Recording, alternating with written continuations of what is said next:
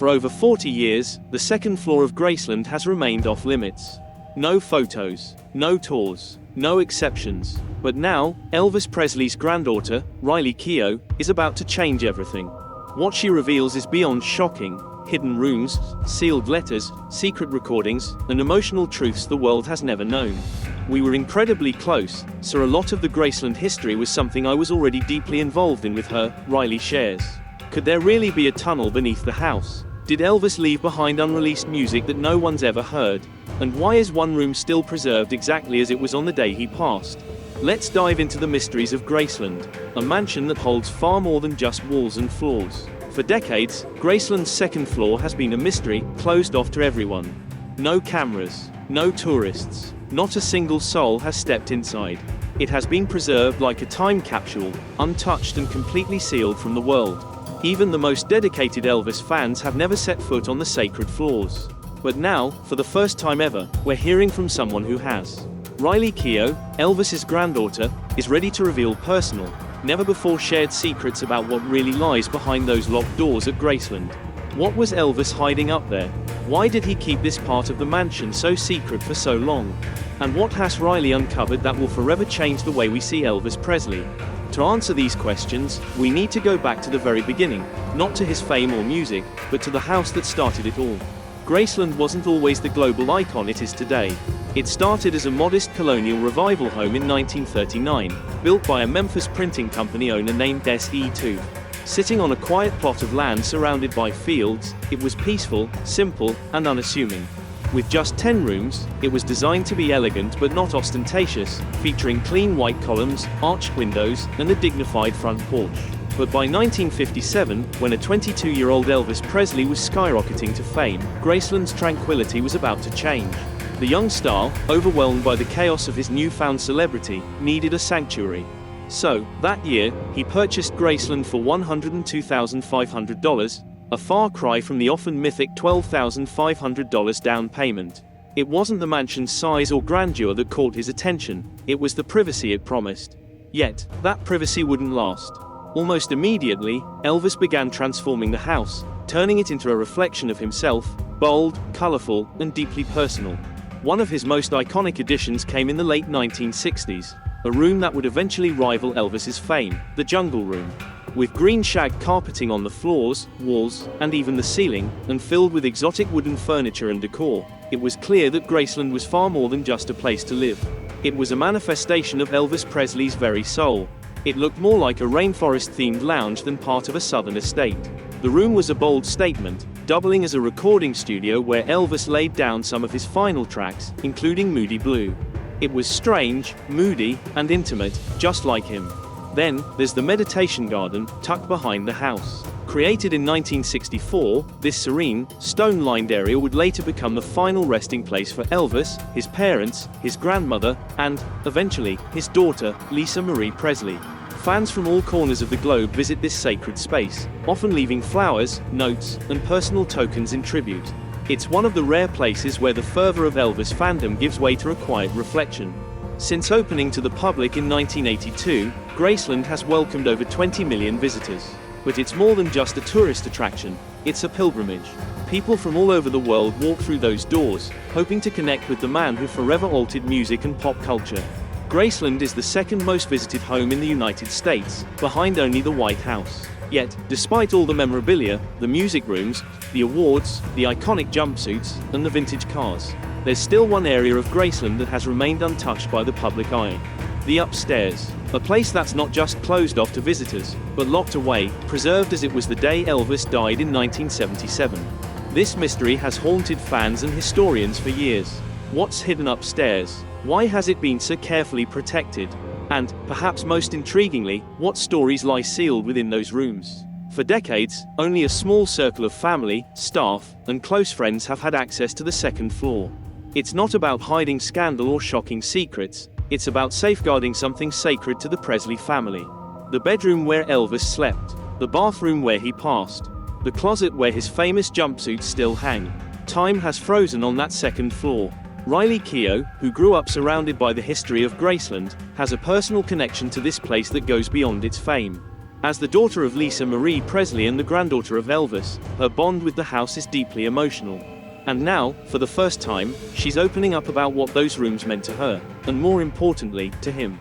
The upstairs wasn't just a retreat for Elvis, it was where he hid from the world. It's where he read, wrote, grieved, created, and unraveled. In a house renowned for its spectacle, this floor is silent, unseen. Yet, in many ways, it's the most important part of the story. The allure of Graceland has always been about more than what's on display, it's about what's still hidden. Riley's insights into the upstairs are more than just revelations. They're a glimpse into the soul of the man himself. What she uncovered inside those locked rooms wasn't just memorabilia. It was memory, personal, raw, real, and now, it's time for the world to hear what she has to say. Riley Keough is unlocking the upstairs, exposing secrets and revelations that have remained behind closed doors for far too long. For over 4 decades, the second floor was completely off limits. No tours, no photos, no videos. The upstairs, where Elvis Presley lived, and where he died, was sealed shut, protected from even the most dedicated fans.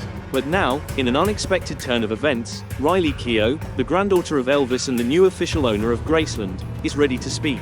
And what she's revealing is nothing short of astonishing. Behind those closed doors lie secrets that no one outside the family has ever heard.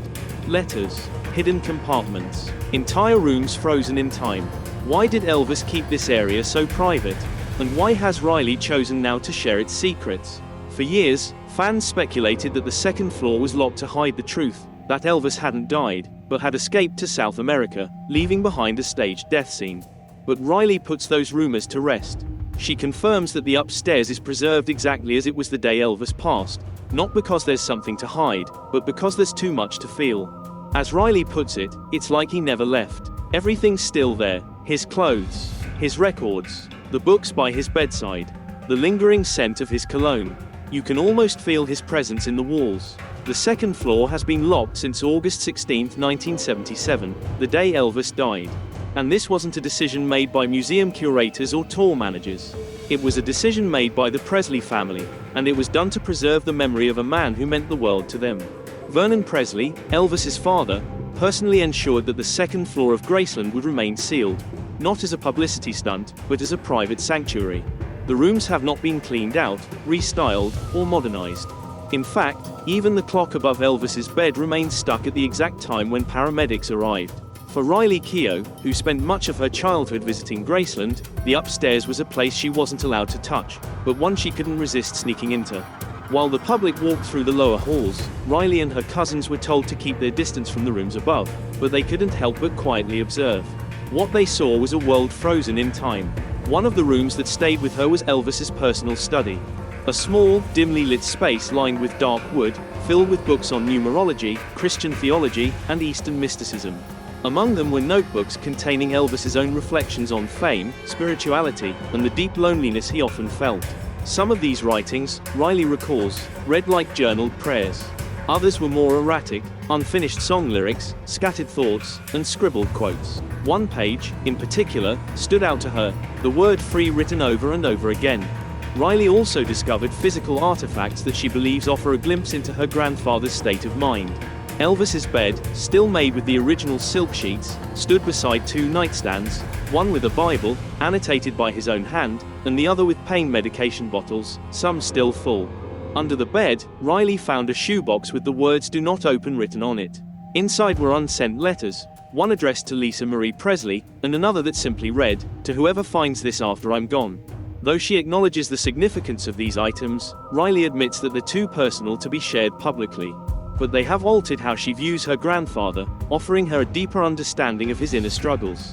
In the adjacent bathroom, where Elvis passed away, almost everything remains untouched. Riley, out of respect, refuses to speak in detail about the room, but confirms that it has never been altered. Even the towels remain exactly as they were that fateful day. This room, she says, is sealed with the same reverence as a mausoleum. For the Presley family, it wasn't just a place of tragedy, it was a deeply private refuge, where Elvis often retreated from the pressures of the outside world. Riley explains that Elvis would spend hours in that bathroom, reading, meditating, or simply sitting in silence. Much like the bedroom, it was a sanctuary, offering him the peace he so desperately sought. Another hidden space Riley spoke about, which had never been mentioned in Graceland literature, is what she calls the quiet room. Located at the end of the upstairs hallway, this small, tucked-away space was designed by Elvis as a meditation room. With low lighting, cushions scattered on the floor, and the soft hum of an old sound machine, it became a sacred place for him to pray, reflect, or escape from the world that never stopped looking at him. Until Riley's revelation, no one even knew this room existed. She believes it is one of the most honest parts of who Elvis truly was, a man constantly searching for peace in a world that relentlessly scrutinized him. So why has she chosen to share this now? Riley explains that for years, the upstairs remained off-limits out of necessity. Her mother, Lisa Marie, had always kept a protective relationship with that part of the house. It was too painful, too sacred, too unresolved.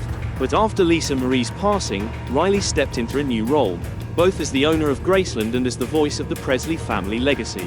She felt it was time to share these parts of the story that had never been told. Not for spectacle, but for understanding. Not to exploit, but to connect. Still, Riley is adamant that the upstairs will remain closed to the public. These stories, these revelations, she says, are meant to give fans a deeper emotional connection to Elvis, not physical access to the rooms. Some spaces, she believes, are meant to stay personal, but that doesn't mean they have to remain secret. Answer: the question lingers. Is Elvis still alive? It's the most enduring theory in pop culture, one that has captivated millions for decades. But for Riley, the truth of her grandfather's life, and his legacy, rests not in the speculation about his death, but in the quiet, hidden corners of Graceland that are now, finally, starting to speak. Could Elvis Presley have faked his own death and escaped through a secret tunnel buried beneath Graceland? It sounds like something straight out of a thriller novel, but to this day, thousands of fans believe it's not just a theory, they believe it happened. What fuels this idea isn't blind devotional tabloid nonsense, but rather the strange details surrounding his final days, his need for extreme privacy, and the very layout of Graceland itself. Some believe there's a hidden underground passage, built specifically to allow Elvis to vanish when he needed to. Could a tunnel really exist beneath Graceland? Many fans think so, especially given just how famous Elvis was. The tunnel rumor has circulated for decades. According to former Graceland employees and unverified visitor accounts, there's said to be a hidden passage leading from the main house to the back of the property, or even beyond it. One popular theory claims it stretches under the meditation garden, eventually reaching an unmarked exit in the woods behind the estate. The purpose of this tunnel? Depending on who you ask, it was either a privacy safeguard so Elvis could avoid paparazzi or an emergency escape route, in case he ever decided to disappear for good. Those who believe in this theory point to Elvis's growing paranoia in the 1970s. He had his house swept for bugs. He stopped performing regularly. He pulled away from public appearances. Even inside Graceland, he rarely left the second floor. It wasn't just reclusive behavior. For some, it was the beginning of a plan, one to vanish when the time was right. So, what about the tunnel itself? Is there any actual proof it exists? Official Graceland blueprints available to the public make no mention of such a passage. But here's the catch: these documents are incomplete by design. The second floor, for example, is not shown, though we know it exists. Some former staff members have denied the tunnel outright. However, others have offered cryptic responses, suggesting there are things about the estate even employees aren't shown. The Presley family has never acknowledged a tunnel in any interview, memoir, or authorized documentary, but that hasn't stopped fans from trying to uncover the truth. In 1987, a freelance journalist reportedly sneaked onto Graceland property and claimed he found a partially concealed concrete entryway near the rear carport. His claims were never verified, and no photographic evidence was published. Yet, once that rumor spread, it seemed to stick. Then came the sightings. The first major, Elvis is alive, moment occurred in 1978, just 1 year after his death. A man resembling Presley was reportedly seen boarding a plane at Memphis International Airport under the name John Burroughs, an alias Elvis had used many times while checking into hotels during his tours. The sighting made local news but was quickly brushed off as coincidence. Still, the story didn't stop there. More sightings followed. In 1984, a tourist visiting Graceland took a photo of a groundskeeper relaxing behind the house. The image went viral, or as viral as a photo could go in the 80s. Fans were convinced the man was Elvis. He wore sunglasses, had Presley's facial features, and appeared heavier, just how Elvis would have looked had he aged naturally. The photo was scrutinized and analyzed endlessly. But to this day, Graceland staff has never confirmed the identity of the man in the photo. The sightings continued. There were reports of Elvis in Michigan, Elvis at a Burger King in Texas, and Elvis watching an Elvis impersonator show in Nevada. One of the strangest reports came in 1994, when a man matching Elvis's description allegedly walked into a DMV in California. The clerk described him as polite, quiet, and paying in cash. When asked for his name, the man simply said, "That's not important." Security footage, if it ever existed, was never released. Another layer of the mystery rests in the official documentation of Elvis's death. Some fans point to inconsistencies in his death certificate, particularly the unusual spelling of his middle name. Elvis's legal middle name was Aaron, but the gravestone and paperwork listed it as Aaron. For believers, this wasn't a typo. It was a deliberate signal, a clue that the man buried there wasn't actually Elvis Presley. But why would Elvis fake his death? The most common theory is burnout. By the late 1970s, Elvis was battling chronic pain, struggling with addiction, and sick of the unrelenting glare of fame. He believed he couldn't escape the public eye unless he disappeared entirely. Faking his death seemed like the only way to live in peace. Supporters argue that Elvis had the money, the connections, and the isolated property to pull off such a plan, especially with a private tunnel leading out of Graceland. Of course, there's no credible forensic evidence to support the theory that he lived beyond 1977.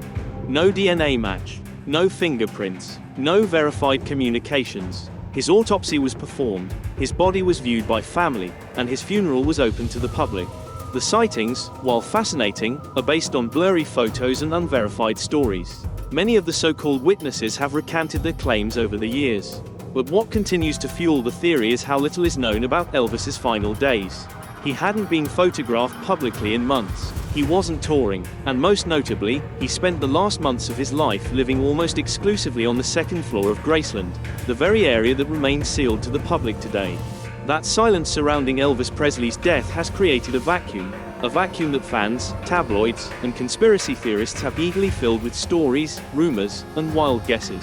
Could the king of rock and roll have staged his own departure, leaving the stage one last time on his own terms? Riley Keough doesn't feel the need to address every rumor that surfaces. She understands that part of Elvis's lasting power is rooted in the mystery. As she said repeatedly, her role isn't to explain her grandfather, but to protect what mattered to him. Whether that means shielding his emotional legacy or keeping the upstairs rooms of Graceland sealed, she believes there are some things that are meant to remain unanswered. Maybe there's no secret tunnel, no mysterious sightings, and the misspelled middle name on Elvis's gravestone was just a mistake. Or perhaps, after living under a microscope, keeping one part of himself hidden was Elvis's most rebellious act. But a lingering question remains. What if the Presley family tree isn't as complete as we think? For years, rumors have swirled that Elvis fathered children beyond Lisa Marie, some of whom claim to have DNA samples, birth certificates, and photos showing resemblances to the king. These alleged heirs have filed lawsuits to claim the Presley name and a share of the estate. Though most of these claims are dismissed, they continue to stir intrigue. When Lisa Marie passed away in 2023, ownership of the estate passed to her daughter, Riley Keough, though not without a legal battle involving Priscilla Presley. This dispute highlighted the Presley legacy as not just emotional territory but contested legal ground worth millions. Over the years, at least a dozen individuals have claimed to be Elvis's biological children, some even trying to have his body exhumed for DNA testing. The Presley estate, protected by the Elvis Presley Trust, requires undeniable proof of biological connection for any heir to claim a share. Most of these claims fall apart due to unreliable DNA evidence, often sourced from unverified memorabilia or personal items. Despite the hurdles, rumors about Elvis's secret relationships and hidden recordings persist. Some believe he had relationships in the 1950s and 60s, both before and during his marriage to Priscilla, with women claiming to have received private calls or hush money from Elvis years after his fame. There are also long-standing rumors of unreleased music hidden in Graceland. Elvis continued to record privately in his later years, with some sessions in 1976 at the Jungle Room producing raw, emotional tracks like Way Down and Moody Blue. While some material was released, much remained sealed, fueling speculation about lost recordings. Bootlegs have emerged, but many have been debunked as impersonations or manipulated tracks. What keeps these rumors alive is the secrecy surrounding Elvis's personal archive. Unlike other artists, his vault remains tightly guarded, with only a few carefully selected releases. Riley Keough, who inherited the estate, has confirmed that some rooms at Graceland are still frozen in time, containing unarchived personal artifacts, including tapes and other unreleased materials. Though stories circulate about reel-to-reel tapes and late-night recordings, there's no official confirmation about what might be hidden away. Elvis's former producer, Felton Jarvis, hinted at a vast collection of private recordings that were kept from the public eye. The question remains, did these tapes survive, and are they still hidden in Graceland? For now, only Riley and a few trusted individuals know the truth.